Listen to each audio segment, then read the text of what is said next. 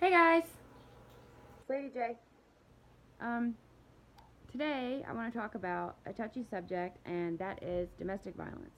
Um, More appropriately, I want to talk about domestic abuse because violence sort of implies physical abuse, and domestic abuse is not just physical, it's also emotional and verbal as well as sexual.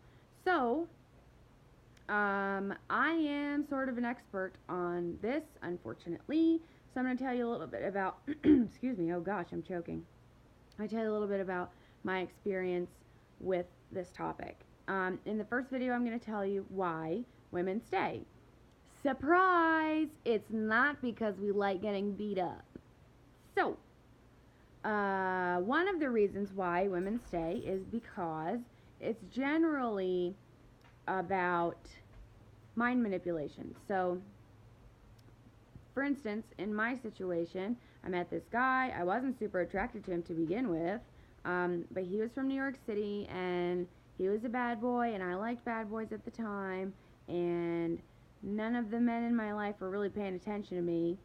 I didn't have a great relationship with my dad at this point. I was 18, and he asked me how my day was every day, would call me out of the blue, and told me I was beautiful all the time. He did like everything to reel me in, and it worked. Probably because I was really young. But anyway, we ended up being together for 3 years. Not the point. The point is, um, it doesn't start off with them pounding you in the face, okay? Because then obviously you could just leave because you have no emotional attachment. They hook you first, okay? So, like, they want to make sure that they have their hooks in you, and then you won't go anywhere. So, number one, if someone tells you that you're beautiful every day for an extended period of time, what are you going to do? You're going to believe them, right? Okay, cool. So the same principle applies to a negative thought.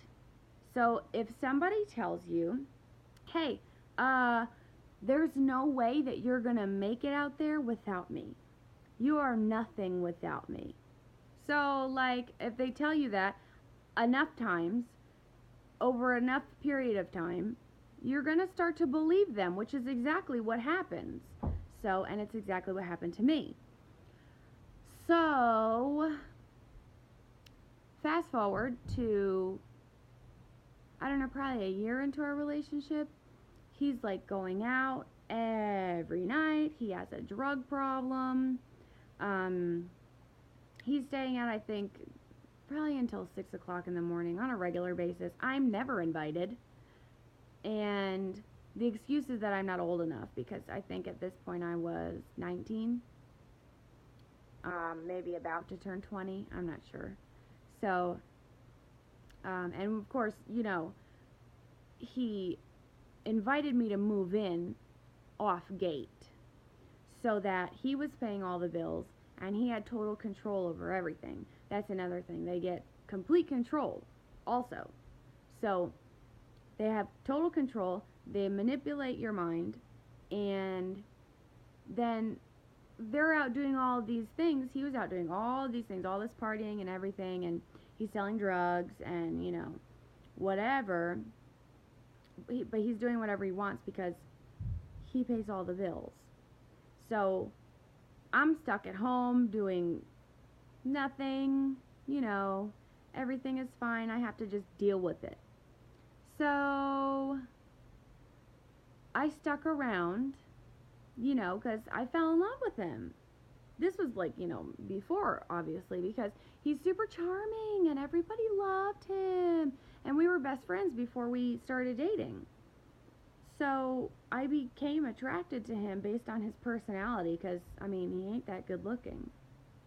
So I ended up, and when you fall in love with somebody, you want to make it work.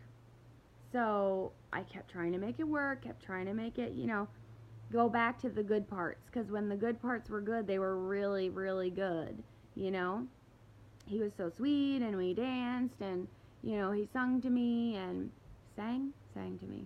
Yeah, sang to me. And you know, he would take me out places, and, you know, it just like spiraled out of control over a period of 3 years.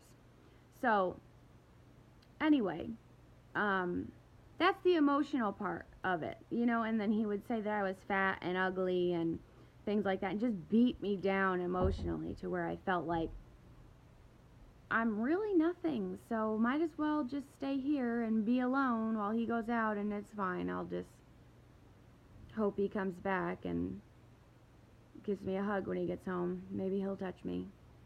You know? Like, it was a really pathetic existence. It was really, really pathetic. And I became depressed. And that's where they get you. You fall into this depression. And I think I had a bottle of wine per night. It was terrible. So that's part one. The reason why I stayed. I'm sure that there are individual, unique situations of why women stay, but I just wanted to, you know, make it clear that they don't start off beating you, and we don't stick around because we like to be beat. We're not gluttons for punishment. There is some sort of switch that they can turn on in your brain, and they manipulate your mind. So I wanted to clear that up with everyone. Stay tuned for the next part, where it really gets interesting with the physical violence. Okay, thanks. It's Lady J. Like and subscribe. Stay tuned. Peace and love.